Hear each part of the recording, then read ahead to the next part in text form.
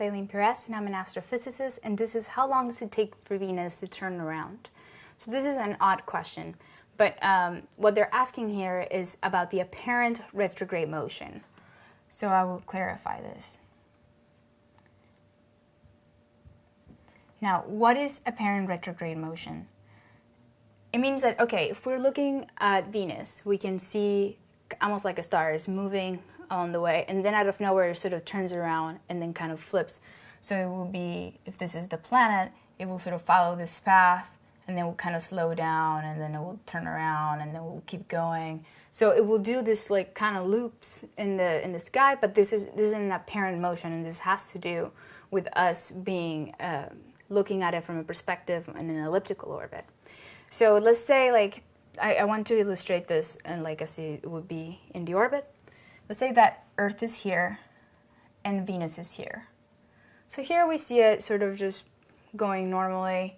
Let's say that we advance over here and we're seeing it here. So we see it approach sort of in the sky. What happens when Venus is over here and we're now seeing it from this direction? So it would kind of look like it's slowing down, and then it's kind of going to go on reverse once we pass it. So once we're here, it looks like as the planet went back, but it's actually us going forward. So this apparent motion happens with a certain amount of period, and it has to do with how do we get all of this time dwell between the orbits.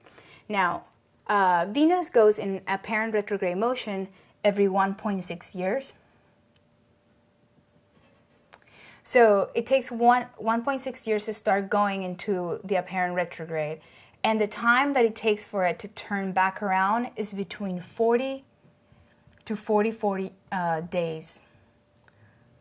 So it will stay in retrograde for a short period of time, and it will just go back to normal, and then 1.6 years later it will start doing the same thing, and it varies from year to, it varies per cycle, but it's generally between this range of days.